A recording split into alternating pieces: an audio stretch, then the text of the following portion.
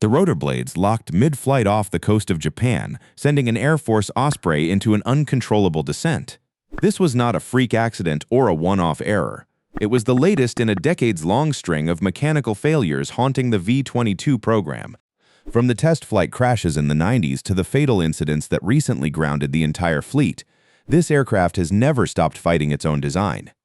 Engineers call it a hover-capable miracle that blends the speed of a plane with the utility of a chopper, but critics have raised serious concerns about its safety. Millions of dollars of flight control software and cutting-edge nacelle technology were supposed to fix these issues. Instead, investigative reports show a pattern that the military has faced significant pressure to address. If the physics of the Osprey were flawed from the drawing board, then no amount of pilot training or maintenance could ever make it safe. To understand why this machine invites such intense scrutiny, you have to look at the tactical wall the military hit throughout the late 20th century. Commanders in the Pentagon faced a brutal operational reality. Helicopters provided the necessary vertical lift to reach isolated zones, but they were agonizingly slow and limited by a short operational reach. Fixed-wing aircraft offered the speed and range needed for global deployment, yet they required long runways that simply did not exist in the rugged, austere environments where Marines often operate. There was no single platform capable of doing both. Enter the V-22 Osprey. Developed by Bell Helicopter and Boeing, it is a tiltrotor aircraft that transitions between vertical takeoff and landing and turboprop flight. The concept was elegant in its ambition. By mounting massive engines on tilting wingtips, the aircraft could take off like a helicopter, rotate those rotors forward, and then cruise like a turboprop airplane. It was supposed to grant commanders the best of both worlds. This fusion of two distinct flight modes created narrow operating margins. The transition phase, where the aircraft shifts from vertical lift to horizontal thrust, remains the most delicate period of any flight.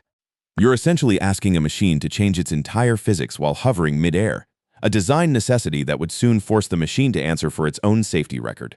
That moment of transformation was where things began to unravel.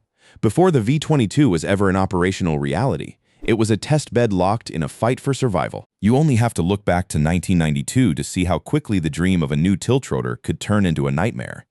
During a developmental test flight, a U.S. Navy court of inquiry attributed a crash to a flammable fluid leak ingested by the right engine, potentially caused by an oil seal installed backwards. It served as a violent reminder that for an aircraft designed to push the boundaries of physics, there was no room for human error. This was not just a technical glitch, but an early signal that the program's margin for success was razor-thin. As the fleet began to grow, so did the death toll. As of 2024, the program has recorded 54 fatalities, though some analyses count as many as 63 fatalities and 16 hull loss accidents.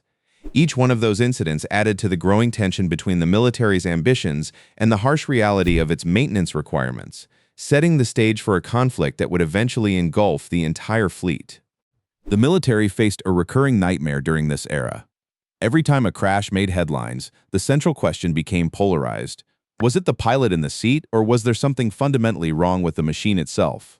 This tension peaked during the investigation into the 2000 crash near Marana, Arizona. Investigators zeroed in on a phenomenon known as vortex ring state. This is an aerodynamic condition where an aircraft loses lift after descending into its own rotor wash. The official narrative shifted focus to the piloting, suggesting that rapid descent rates in vertical flight modes created an unrecoverable situation. Critics, however, were not satisfied with that answer. They argued that the blame was being pushed onto human error to mask deeper issues with the aircraft's handling characteristics. They pointed to the complexity of the flight control systems that made recovery from such scenarios difficult for any pilot, no matter how experienced. It felt like a constant tug of war. The military emphasized the mission requirements and the necessity of the platform, but the survivors and the families of those lost questioned whether the design was simply fighting against the laws of physics. The fear was that the pilots were being asked to master an aircraft that was inherently unforgiving, setting them up for failure before they even took off the ground, leaving the public to wonder if these patterns were truly just human error or symptomatic of a darker underlying problem with the engineering. If you look at the official record, you might find yourself confused by the math. Marine Corps Commandant General Eric Smith has publicly stated that the MV-22's mishap rate is equal to or less than any other airframe flown by the service. It is an argument built on the strict logic of flying hours versus Class A accidents. To the military leadership, when you measure the platform against the volume of hours it spends in the air, the Osprey performs within a normal, acceptable range for high-performance military equipment. However, for those standing on the outside of that data loop, this metric often feels like a sterile way to measure tragedy. Statistics count flight hours, but they struggle to weigh the human cost of 54 confirmed fatalities, with some analyses suggesting as many as 63. When families and critics look at the long list of hull loss accidents, they don't see a normalized rate of operational wear. They see a pattern of catastrophic events that feel fundamentally different from the standard attrition of a jet fighter or a traditional helicopter. The tension here is not just about the numbers.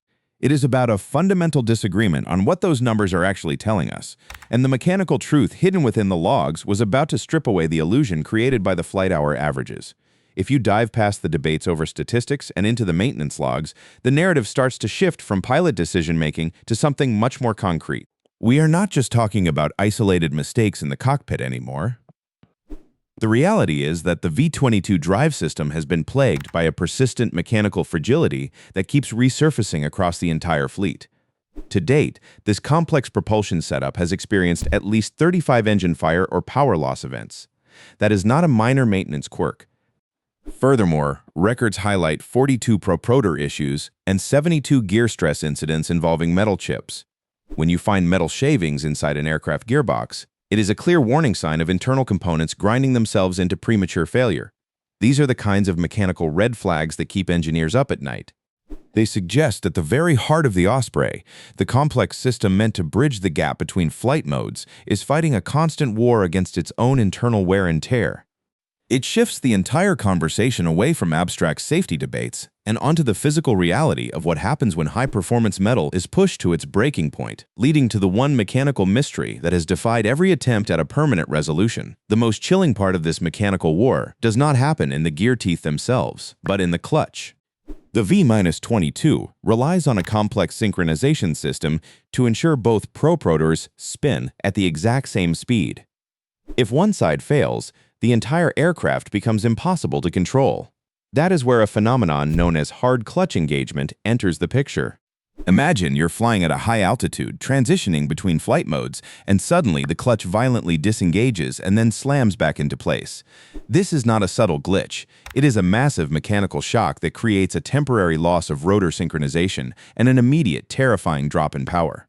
Hard clutch engagement remains an unresolved material fix for the V-22 drive system.